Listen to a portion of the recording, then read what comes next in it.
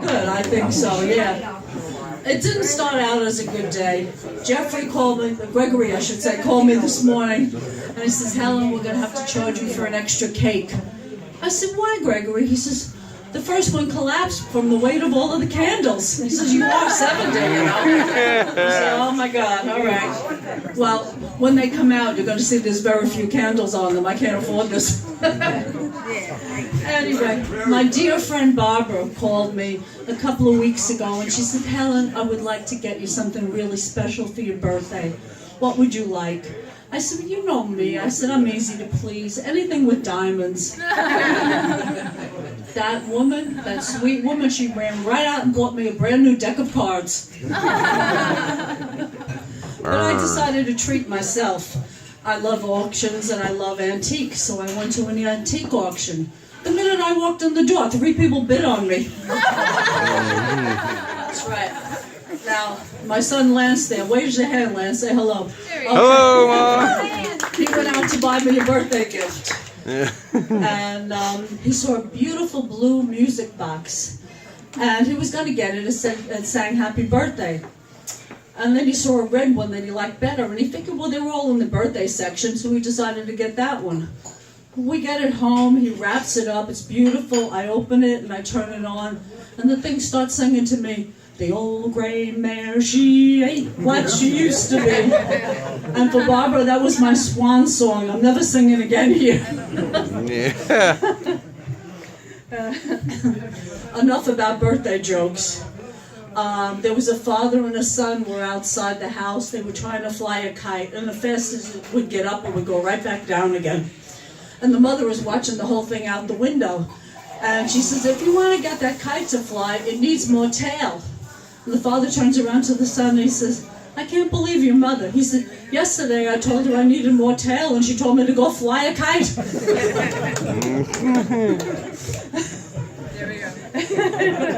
Bazinga. This is one of Barbara's favorite jokes, so I have to tell it again. I apologize for all of you who've heard it already. There was a little pussy cat who died prematurely and he went to heaven. And God said to him, no, it works out okay, don't worry. God said to him, I'm looking at your records, you've been a very good pussy cat. What can I do to make your time in heaven even better? So the pussycat says, well, you know, all my life I've been laying on cold, hard floors. For once I'd like to have a nice, big, fluffy pillow. So instantly, over in the corner, a big fluffy pillow arrives, and the cat goes over and lays down on it, goes right to sleep. So God knew he did a good job with that cat. Well, a few days later, 6 little tiny mice, they died too, prematurely, and they go to heaven. And God says, you know, you've been very good mice. What could I do for you, to make your time in heaven better? So the one mouse says, well, you know, all our lives we've been running. We've been running from cats, we've been running from dogs, we've been running from housewives with brooms, we've just been running. We would like to get around heaven without running. Instantly, their little tiny feet were fitted with little tiny roller skates, and they all rolled off and they were happy. Well, a few days later, God is making his rounds through heaven, as we know God has to do that. I mean, who else, right? And he comes across the cat and the pillow, and he's sleeping, and he goes, yo, cat, wake up. And the cat says, yo, God, hi. And he says, how's your pillow? He says, oh, it's wonderful, the best pillow I've ever seen. He said, and by the way, those Meals on Wheels you've been sending by, those are fantastic.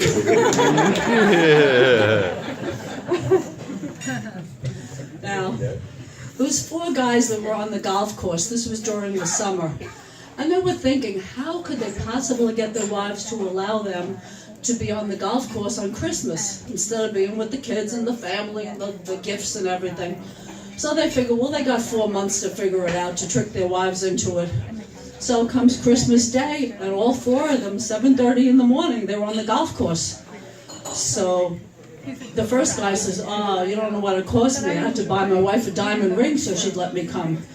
And the second guy says, my wife is reading cruise brochures now because that's what I promised her. And the fourth one said, I had to buy my wife a car. She's reading the manual right now. And the fourth one just shakes his head. He says, you're idiots, all of you. And they said, well, what did you have to do? He says, well, I got up this morning, patted my wife on the rear end, and I said to her, golf course or intercourse? And she said, don't forget your hat. Then there was a farmer, an old man, and he had also an old dog, 18 years old. And finally the dog died. So he didn't want to just bury him. He wanted to have like a little kind of a ceremony. So he went to the priest down the road and he said, Father O'Malley, could you say a mass for my dog? And then we'll bury him. And Father O'Malley says, I'm so sorry. He says, but we can only do that for people. We can't do that for dogs. So he says, but you know what? A new church, I don't know the denomination, but they open up down the block. He said, why don't you ask them? You know, maybe they're looking to make some business and they'll be able to do some sort of a, ceremony for you. So the guy says, thank you very much. And as he's starting to leave, he said, Father O'Malley, excuse me, he said, do you think $50,000 is enough of a donation to leave to them if they're willing to do the service? And Father O'Malley says, come in, come back, sit down. You never told me your dog was Catholic. Then there was a guy who walks into work in the morning with 2 black eyes on Monday morning. And the boss said, what happened to you? He said, it happened in church. He said, how did this happen in church? He said, there was a great big fat lady sitting on the pew in front of me. And when she stood up, he said, I could see that her dress was all tucked, kind of caught inside of her crack there in the back. So he said, it didn't look very comfortable, so I pulled it out. And she turned around and punched me in the eye. So the boss says, well, all right, well, what happened to the other eye? He says, well, she didn't like it when I pulled it out, so I decided to push it back in again. Then, okay, last but not least, I think, there was a priest and a rabbi that were very good friends. And the priest is hearing confessions on a Saturday. And all of a sudden he gets an emergency phone call. One of the people in his parish needed to get the last rites, so he had to leave. So he calls the rabbi down the block and he says, Shlomo, can you come down and sit in for me, because I have to leave. And the rabbi says, I don't know anything about confession. What do I know? So he says, just come sit with me for 10 minutes inside the confessional. You'll be able to figure it out. So he comes down, squeezes himself into the confessional, and a man comes in, bless me, Father, for I have sinned. But we said, what did you do, my son? He said, well, I'm afraid I committed adultery. So we said, how many times did you do that? He says, 3 times. So the priest says, well, you have to promise to never do it again. Go out and say 3 Hail Marys and put $5 in the donation box. So off he goes. Another man comes in, he's got the exact same story, and the priest tells him the same thing.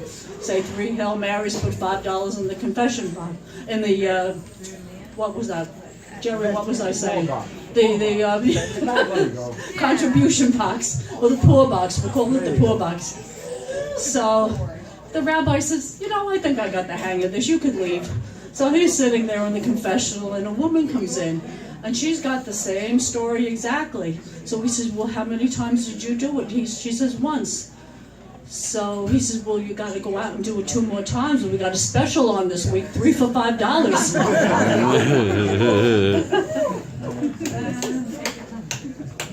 Oh, 2 more? Oh, okay.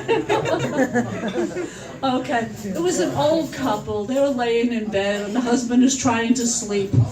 And he just about falls asleep, and the wife says, she pokes him, and she says, you used to hold my hand in bed. So he rolls over, and he holds her hand for a while, and he's not comfortable. He lets go, and he rolls back, starts to go to sleep. And again, she starts, you used to kiss me good night. So he rolls over, kisses her good night, rolls back. And then she starts in, you used to give me a little love bite on my neck. With that, he jumped out of bed. And she says, where are you going? He says, to get my teeth. Then here's an age-old question that women make the mistake of asking men. the woman, their husband and wife are sitting watching TV, and the wife says, you know, if I was to die, would you remarry? And the husband says, of course not. And she says, why? Aren't you happily married? He said, of course I'm happily married. She said, well then why don't you want to remarry? He said, all right, I'll remarry. And she says, okay, if you remarry, is she going to live in my house? He says, it's a great house.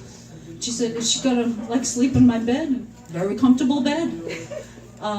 Is she going to wear my jewelry? He said, no, she'd want jewelry of her own. And she said, now, is she going to drive my car? He said, it's almost new, why not? She said, are you going to take her to play golf? He said, it's a great game. And she said, is she going to use my clubs? And he said, no, she's left-handed. Oh, crap, he says all of a sudden. He realizes. He got caught. And with that, I think we came to listen to Barbara, so I think I'm going to give the mic back to Barbara. Bravo!